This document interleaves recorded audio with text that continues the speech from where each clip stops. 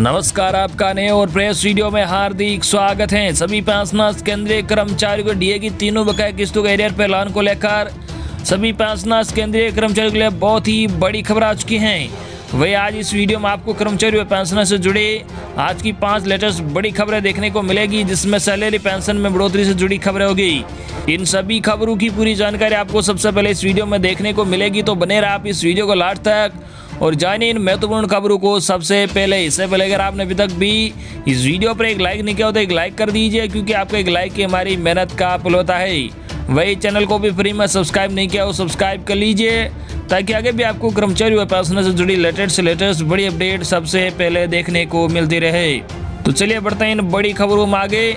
Salary व pension से जुड़ी खबरों को जानने से पहले सभी देशवासियों के लिए 1 अगस्त से होने वाले अहम बदलाव को भी जानना बहुत ही जरूरी है, जिसका आप पर क्या असर पड़ेगा। आपको बता दें कि हर महीने की पहली तारीख से कुछ न कुछ नियम जरूर बदलते हैं। अब 1 अगस्त से भी ऐसे ही कई नियम बदलने जा रहे हैं। कुछ नियम आईसीआईसीआई बैंक बदलेगा, जबकि कुछ नए नियम आरबीआई के लागू होने जा रहे हैं। इसके अलावा बैंकों के एटीएम और इंडिया पोस्ट पेमेंट बैंक के भी नियम और चार्ज बदलने जा रहे हैं। यहाँ हम आपको उन सभी बदलावों की जानकारी देंगे जो 1 अगस्त से लागू होने जा रहे हैं। जी आपको बता दें आईसीआईसीआई बैंक में चेक का नया नियम। जी आपको बता दें आईसीआईसीआई बैंक किसी साल में 25 चेक फ्री देगा।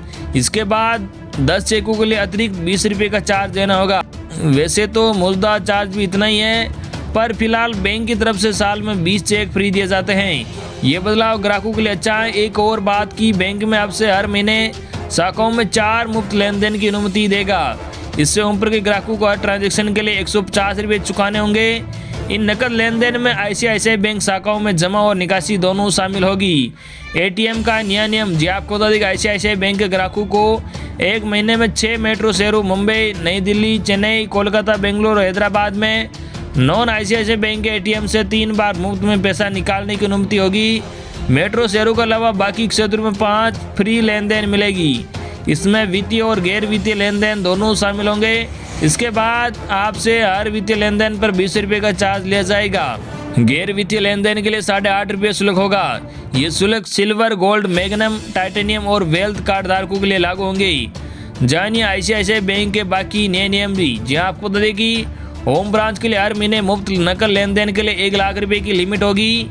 इससे अधिक जमा करने या निकालने के लिए आईसीआईसीआई बैंक खाता धारकों को प्रति 1,000 रुपये पर 5 रुपये का चार्ज देना होगा। नॉन होम ब्रांच के लिए एक दिन में 25,000 रुपये तक की कैश लेन देन के लिए कोई शुल्क नहीं होगा। आईसीआईसीआई बैंक के regular plus salary account holder के लिए 1 महीने में पहले 4 लेन देन मुफ्त होंगे। बैंक के अनुसार इसके बाद 5 रुपये प्रति 1,000 रुपये का चार्ज लगेगा। छुट्टी वाले दिन भी मिलेगी सैलरी। जी आपको बता दें कि आरबीआई ने नेशनल ऑटोमेटेड क्लियरिंग हाउस के नियमों में बदलाव किया है। ये बदलाव 1 अगस्त 2021 से लागू होंगे, यानी अब आपको अपना वेतन या पेंशन के लिए वर्किंग डेज का इंतजार नहीं करना पड़ेगा। ये सेवाएं आपको पूरे सप्ताह मिलेगी, यानी आपको छुट्टी वाले दिन भी सैलरी या पेंशन मिल जाएगी। कंपनियां 7 दिन 24 घंटे कभी भी सैलरी ट्रांसफर कर पाएगी। बढ़ेगा एटीएम चार्ज। आपको बता दें आरबीआई ने बैंकों को एटीएम से लेन देन की मुफ्त लिमिट पूरी होने पर ज्यादा शुल्क लेने की अनुमति दे दी है। बैंकों को हाई इंटरचेंज चार्ज और एटीएम ऑपरेटिंग लागत में बढ़ोतरी की क्षतिपूर्ति करने के लिए ये फैसला लिया गया है। 1 अगस्त से बैंक एटीएम ट्रांजैक्शन फीस बढ़ा सकेंगे।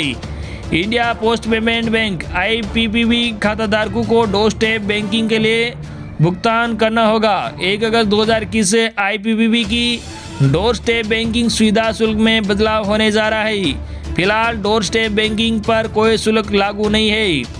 बदलेगी सिलेंडर की कीमतें भी। जी आपको बता दें कि हर महीने की 1 तारीख को गैस सिलेंडर की कीमतों की समीक्षा होती है। 1 अगस्त को भी नई कीमतें जारी हो सकती है। वही अगली बड़ी खबर आपको बता दें कि कर्मचारियों के काम के घंटों में होगी बढ़ोतरी। 1 हफ्ते में मिलेगी 3 छुट्टियां। जाने कब लागू होंगे नए नियम। जी हाँ, इस बात की चर्चा जोरों पर चल रही है कि नया वेज पहले 1 अप्रैल से लागू किया जाना था, लेकिन राज्य सरकारों से मसौदा नियम नहीं मिलने के कारण इसको लागू नहीं किया जा सका।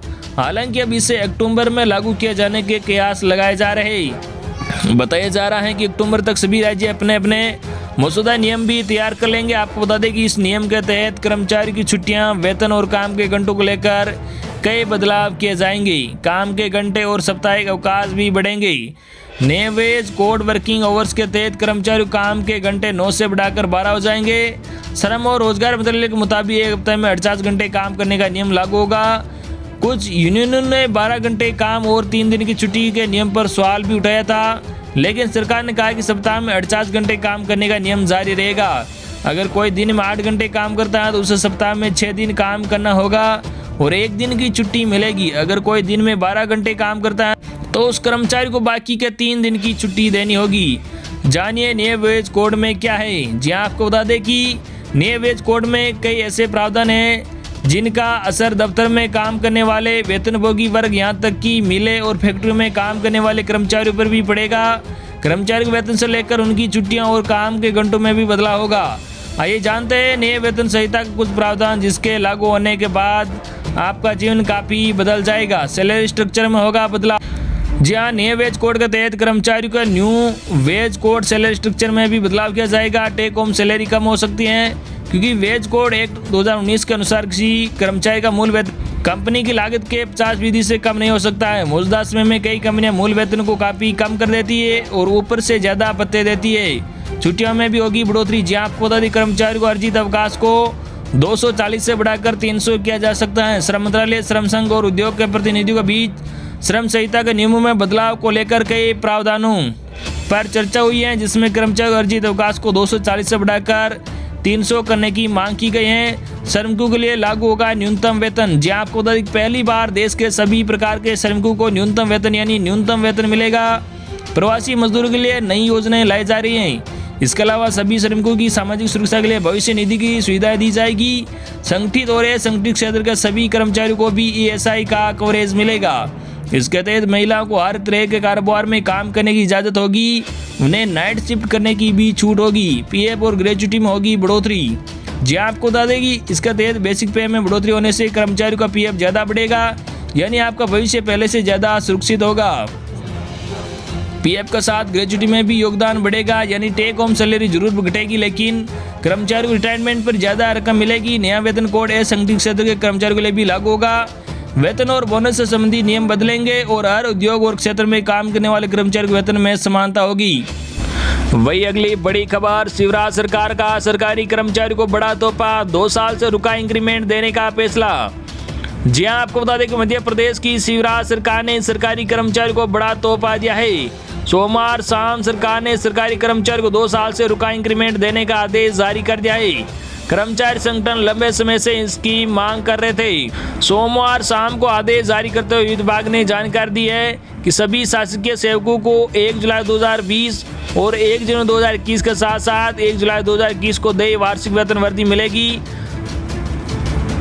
आदेश की कॉपी सभी विभागों को भेज दी गई है। वित्त विभाग के मुताबिक सालाना वेतन वृद्धि जुलाई और जनवरी के महीने में होती हैं। हालांकि सरकार ने यह अभी साफ नहीं किया है कि कर्मचारी उनका DA कब तक मिल पाएगा। कर्मचारी संगठनों के मुताबिक इस फैसले से कर्मचारी को राहत तो मिलेगी क्योंकि करीब 2 साल से उनका इंक्रीमेंट रुका हुआ था, जबकि महंगाई लगभग 2 गुनी हो गई थी। हालांकि कर्मचारी संगठनों के मुताबिक सरकार यदि काल्पनिक वेतन वृद्धि को मूल वेतन वृद्धि मानकर आदेश जारी करती तो कर्मचारी को ज़्यादा फायदा मिलता। वही अगली बड़ी खबर आपको बता दें कि कर्नाटक में भी सरकारी कर्मचारियों को मिली खुशखबरी। डियरनेस अलाउंस 11.25% से बढ़कर 21.50% हुआ। जहां आपको बता दें कि केंद्र सरकार के बाद राज्य सरकारी भी ऐलान के चलते फ्रीज महंगाई भत्ता जारी करने का ऐलान कर रही है। राजस्थान हरियाणा के बाद अब कर्नाटक सरकार ने भी महंगाई भत्ते के अतिरिक्त किस्तें जारी करने का ऐलान किया है। राज्य सरकार ने महंगाई भत्ते को जनवरी 2020 से जून 2020 की अवधि के लिए मौजूदा 11.25% से संशोधित करके 21.5% कर दिया है।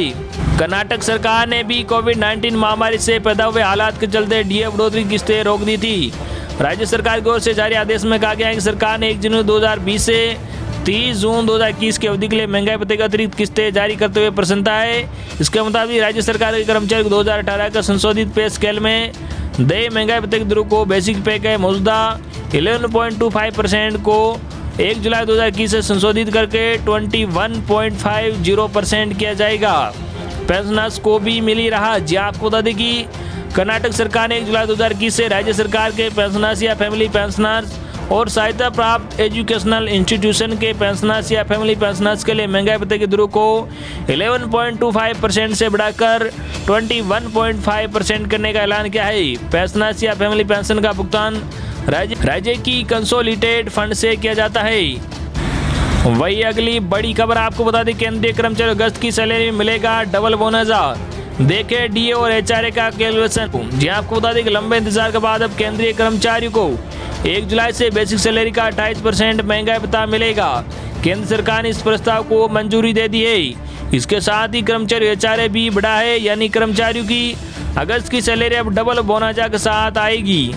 डीए के साथ एचआरए भी बढ़ा। जी आपको बता दें सरकार ने महंगाई भत्ता बढ़ने के साथ केंद्रीय कर्मचारी हाउस रेंट अलाउंस में भी बढ़ोतरी करने का आदेश दिया है। आपको बता दें कि नियमों के मुताबिक एचआरए इसलिए बढ़ाया गया है क्योंकि महंगाई भत्ता 25% से ज़्यादा हो गया है, इसलिए केंद्र सरकार ने हाउस रेंट अलाउंस को भी बढ़ाकर 27% तक कर दिया है।